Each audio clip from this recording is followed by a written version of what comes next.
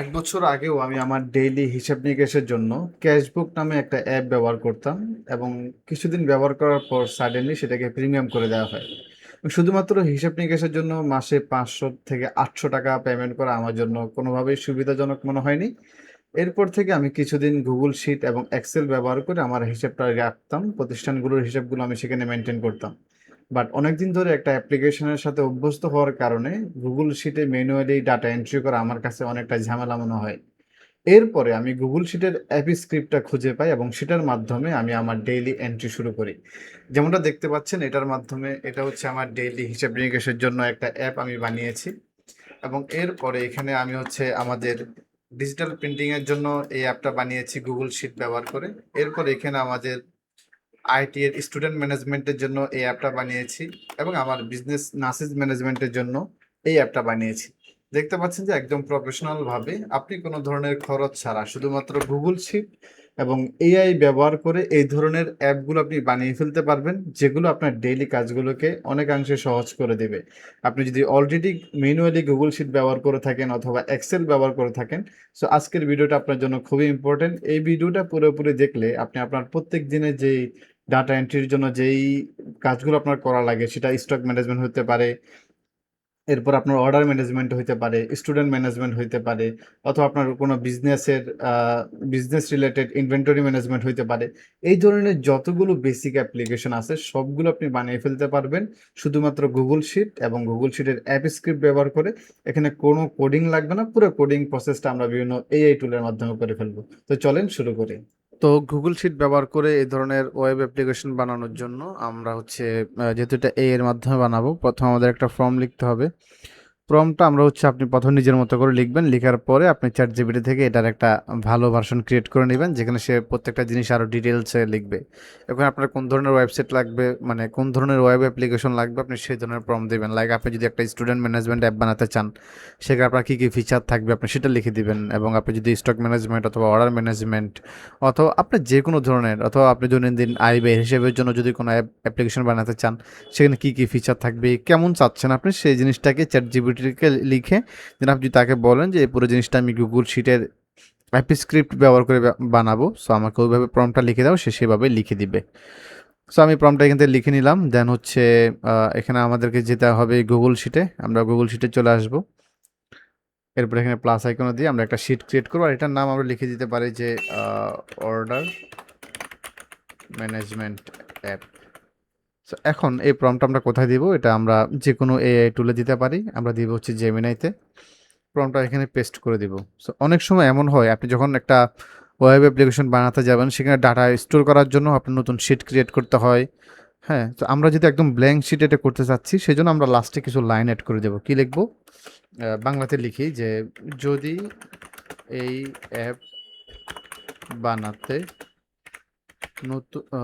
নতুন কোনো sheet create করতে হয়, তাহলে কোড এমনভাবে লিখো যেন সেই প্রয়োজনীয়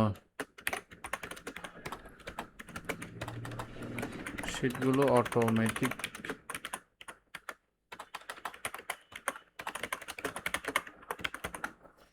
অটোমেটিক যেন ক্রিয়েট হয়ে যায়। সো আমরা এবার ফর্মটা এখানে দিয়ে দিব। আচ্ছা, ফর্মটা দেওয়ার পরে সে আমাকে কোডগুলো দিয়ে দিছে। এখন আমাকে কি করতে হবে, আমাকে এই কোডগুলো জায়গা মতো বসাইতে হবে। প্রথমত কোড ডট জিএস এর ভিতরে এটা বসাইতে হবে।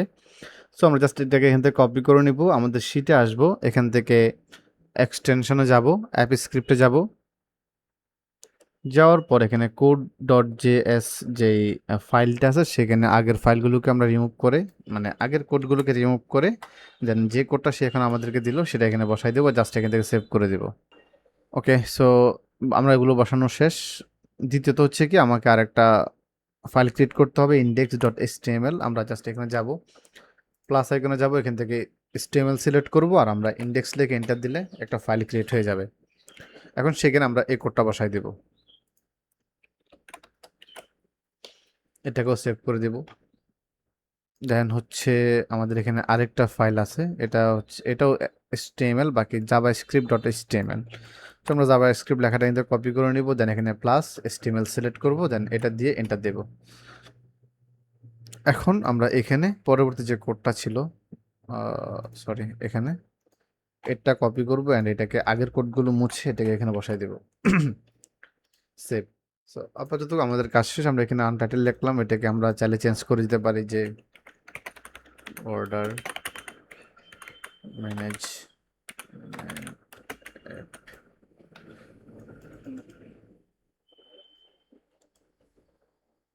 ওকে, দেন আমরা ডিপ্লয়তে যাব, এখান থেকে নিউ ডেপ্লয়মেন্টে যাব, এরপর এই গিয়ার বাটনে ক্লিক করে আমরা সিলেক্ট করব ওয়েব অ্যাপ। ডেসক্রিপশন আপনি দিতে পারেন, সমস্যা নাই, এগুলো যে ব্যবস্থা সেভাবে। এখানে জাস্ট এটা কে অ্যাক্সেস করতে পারবে, আপনি চাইলে এনিওয়ান উইথ গুগল অ্যাকাউন্ট দিতে পারেন, তাহলে যে কেউ এই লিঙ্কে আপনার অ্যাপটা ভিজিট করতে হলে অ্যাকাউন্টে লগ ইন থাকতে হবে, আর এনিওয়ান দিলে মানে গুগল অ্যাকাউন্ট ছাড়াই সে ভিজিট করতে পারবে। বাট আমি এনিওয়ান দিয়ে রাখলাম। দেন হচ্ছে ডেপ্লয়, অথরাইজ করতে হবে প্রথমবার। আমরা জাস্ট অথরাইজ বাটনে ক্লিক করব, এরকম আসলে আমরা অ্যাডভান্সে যাব, দেন এখান থেকে হচ্ছে go to order management unsafe, এখানে যাব, এরপরে কন্টিনিউ। আমাদের এখানে একটু সময় নিয়ে ডেভেলপমেন্টটা হয়ে যাবে এবং আমাদেরকে আমাদের অ্যাপের যে লিঙ্ক সেটা প্রোভাইড করবে। সো আমরা লিঙ্কে ক্লিক করি, দেখি এটা আসে কিনা। সো এটা এভাবে আসছে। আমরা এখন যদি দেখি যে এটা ড্যাশবোর্ড, আমি চাইছিলাম এমন একটা কিছু যেখানে হচ্ছে ড্যাশবোর্ড থাকবে, আমি নতুন অর্ডারগুলোকে এখান থেকে ইনপুট দিতে পারবো এবং সেগুলোকে আমি আলাদা আলাদাভাবে দেখতে পারবো। সো আমি প্রথমত দেখি যে অর্ডারটা এখানে হয় কিনা। কাস্টমার নেম দিয়ে দিলাম, এখানে একটা নাম্বার দিয়ে দিলাম, ক্যাটাগরি থেকে আমি একটা ইয়া দিয়ে দিলাম, দেন হচ্ছে এখানে কিছু একটা লিখে দিলাম, মানে কাস্টমার যেই এখানে ধরেন কেউ আমাকে ফ্লেক্স ব্যানারের অর্ডার করলো, সেখানে কি লেখা হবে সেই লেখাগুলো আমি এখানে দিয়ে দিলাম আর কি।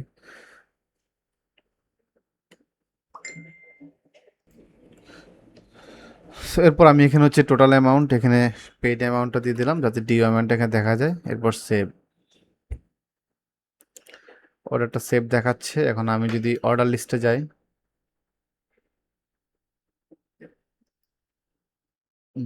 এটাকে একটু রিফ্রেশ দিয়ে দেখি। সো এটা এরকম না যে আপনার একটা প্রম্পট দিবেন এবং এটার সাথে সাথে কাজ করবে।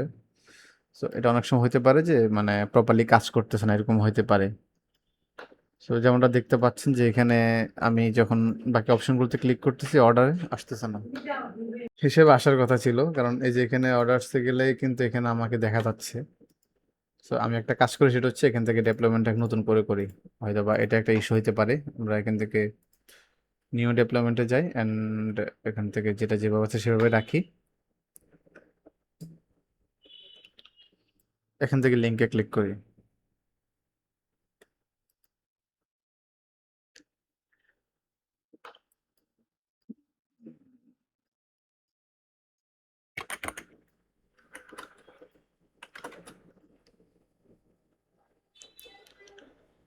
Save and order.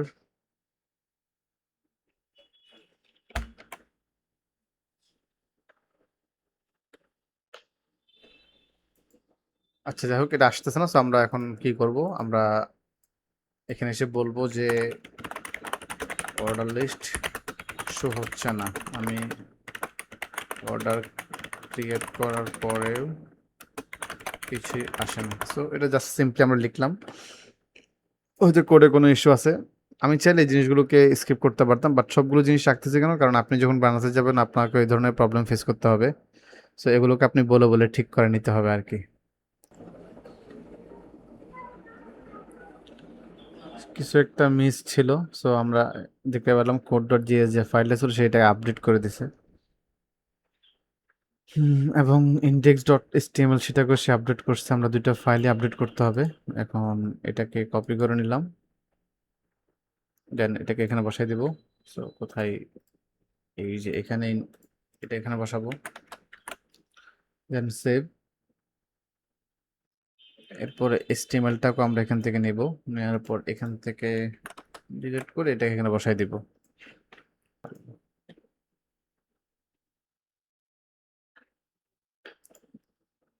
লাস্টের ফাইলটাও চেঞ্জ করতে হবে, এটাও চেঞ্জ করব আমরা এখান থেকে জাভাস্ক্রিপ্ট ডট এসটিএমএল, এটাকেও আমরা চেঞ্জ করে দেব, দেন হচ্ছে সেভ করব। এরপর আমরা এখান থেকে ম্যানেজ ডেভেলপমেন্টে যাব, এখান থেকে নতুন ভার্সন দেন অ্যাপ্লাই। এখন এটাকে আমরা ওপেন করে দেখি।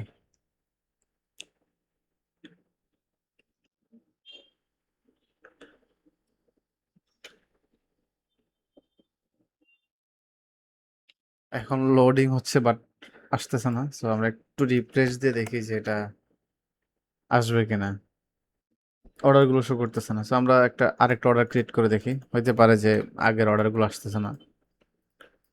এখানে আমরা এটা দিয়ে দিলাম। এখান থেকে পিবিসি XYZ এখানে প্রাইস দিয়ে সেভ করে দিচ্ছি হচ্ছে 500, সরি 50। ওকে,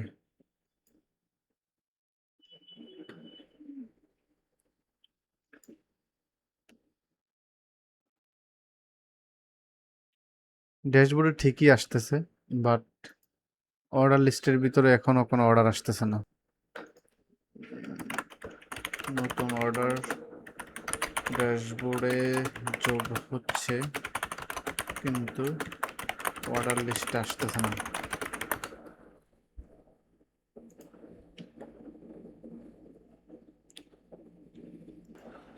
আচ্ছা, কোড দেওয়ার পরে আমি প্রবলেমটা এখানে বলার পর যে ড্যাশবোর্ডে অর্ডারগুলো যোগ হচ্ছে বাট অর্ডার লিস্টে আসতেছে না, এটা বলার পরে সে আমাকে আবার কোড দিল এখানে।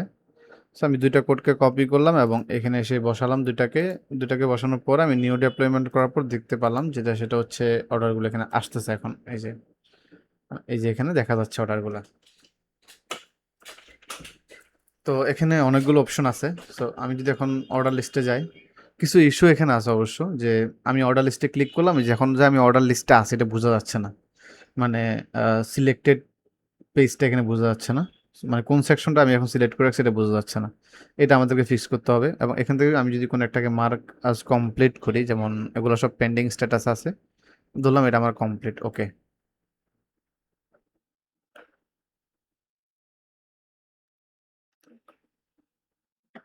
এখন আমি যদি অর্ডার লিস্টে যাই,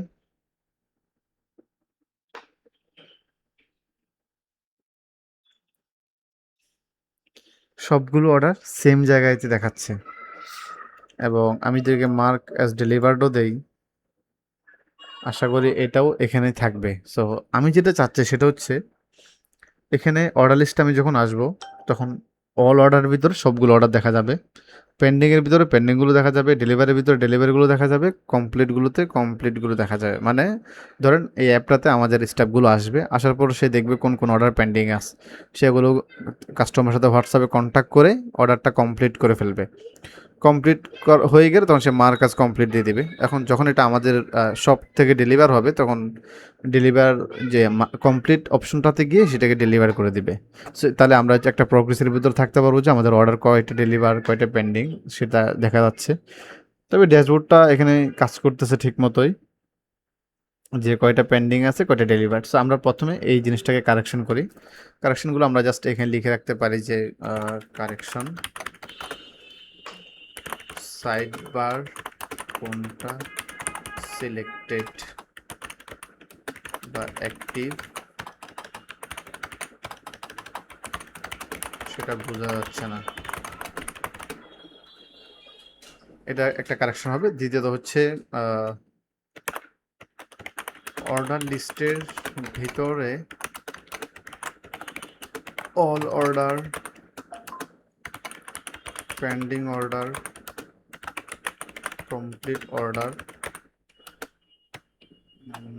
পেন্ডিং কমপ্লিট অর্ডার, এরপরে ডেলিভার্ড অর্ডার, সব আলাদা আলাদা থাকবে, প্রতিটা আলাদা আলাদা থাকবে।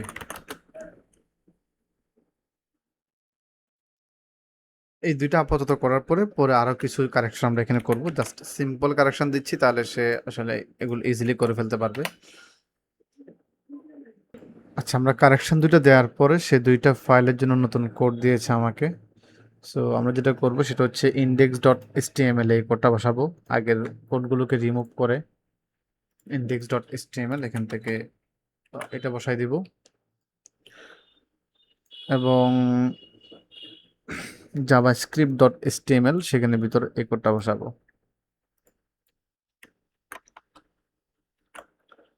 ওকে, আমরা এটাকে এখান থেকে সেভ করে দিচ্ছি অ্যান্ড ডিপ্লয়মেন্ট থেকে গিয়ে আমরা আবারও নিউ ডিপ্লয়মেন্টে যাব। দেন যেভাবে আছে সেভাবে এখানে জাস্ট ডিপ্লয় করব। আগের ভার্সনটা ক্লোজ করে দিও, নাহলে আপনি বুঝতে পারবেন না যে কোনটা আপনার আপডেট ভার্সন, এটা বোঝা যাবে না। সো এখন এই যে অ্যাক্টিভটা এখন বোঝা যাচ্ছে, মানে কোন সেকশনটাতে আমি আছি সেটা এখন বোঝা যাচ্ছে। যদিও কালারটা ম্যাচ হয় না, বাট ওটা সমস্যা না। এখন যদি আমরা অর্ডার লিস্টে আসি, তাহলে দেখেন অল অর্ডার এখানে দেখা যাচ্ছে, পেন্ডিং এর ভিতরে পেন্ডিং অর্ডারগুলো দেখা যাচ্ছে, কমপ্লিটের ভিতরে কমপ্লিট যেগুলো থাকবে, যেমন আমি যদি এখান থেকে একটা মার্ক আজ কমপ্লিট করি, সেটা কমপ্লিটের ভিতরেই চলে যাবে এই যে। আর ডেলিভারির ভিতর ডেলিভারি প্রোডাক্টগুলো চলে আসছে, মানে মোট ব্যাপারটা যেভাবে আমি চাচ্ছি আসলে সেভাবে হচ্ছে আর কি। সো এখানে আমাদের আরেকটা কারেকশন লাগবে, সেটা হচ্ছে কাস্টমার ইনভয়েস আমি অ্যাড করতে চাচ্ছি। যখন আমি কোনো একটা অর্ডার এখানে অ্যাড করব, সেখান থেকে আমি চাইলে কাস্টমারকে ইনভয়েস দিতে পারবো আর কি, ওই জিনিসটা আসবে। এবং অল অর্ডারের বা পেন্ডিং অর্ডারের ভিতরে গেলে উপরে একটা বার আসবে, যেখানে কোন কোন ক্যাটাগরির আমার অর্ডার এখন পেন্ডিং আছে এবং কোন কোন ক্যাটাগরির কয়টা অর্ডার পেন্ডিং আছে, আমি এটা এখন এখানে বুঝতে পারি। সো দুইটা কারেকশন আমি দিচ্ছি। প্রথমত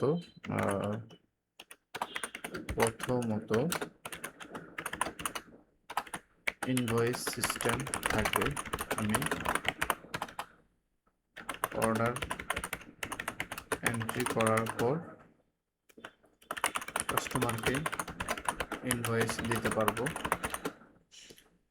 ডাউনলোডও করা যাবে, ডাউনলোড ও প্রিন্ট অপশন থাকবে। দ্বিতীয়ত হচ্ছে পেন্ডিং অর্ডারের ভিতরে, পেন্ডিং অর্ডারের ভিতরে উপরে যে যে ক্যাটাগরির অর্ডার পেন্ডিং আছে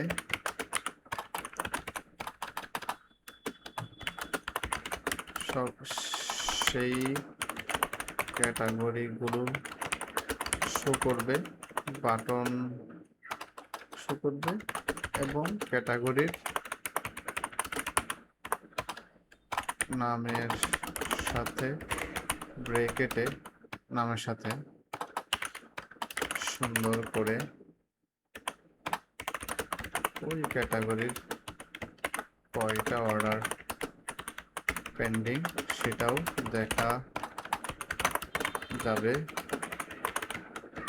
নোটিফিকেশনের মতো। এর দরকার নাই, দেখা যাবে। সো এটা সুন্দর ডিজাইনে করতে হবে। যাই হোক, এতটুকু হলে আমার মনে হয় আমার অ্যাপে আর কিছু লাগতেছে না, তার তো সেটা আমি এখানে দিয়ে দিচ্ছি এবং আমরা একটু ওয়েট করতে হবে কোডটা দেওয়া পর্যন্ত। So, আমরা কারেকশনগুলো দেওয়ার পর আমাদেরকে কোড দিয়ে দিচ্ছে। প্রথমত HTML কোডটা, জাস্ট এটাকে HTML এর এখানে বসাই দিব, index.html সেভ করবো এটাকে এখানে। দেন হচ্ছে javascript.html, এটাকে আমরা এখান থেকে সেভ করে দিব।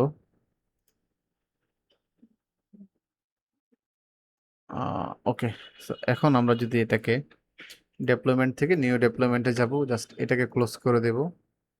ওকে, ডেপ্লয়।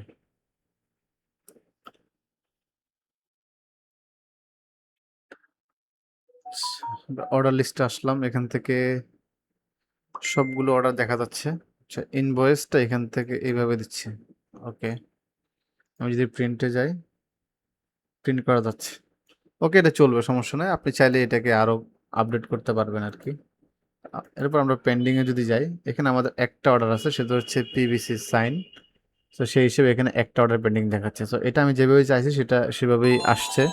কারণ হচ্ছে মানে আমার কোন কোন কোন কাজ বাকি আছে, কোন কোন ক্যাটাগরির কাজ বাকি আছে, যেন এটা পেন্ডিং অর্ডার থেকে যারা দোকানে যারা কাজ করে তারা যেন সহজে বুঝতে পারে আর কি।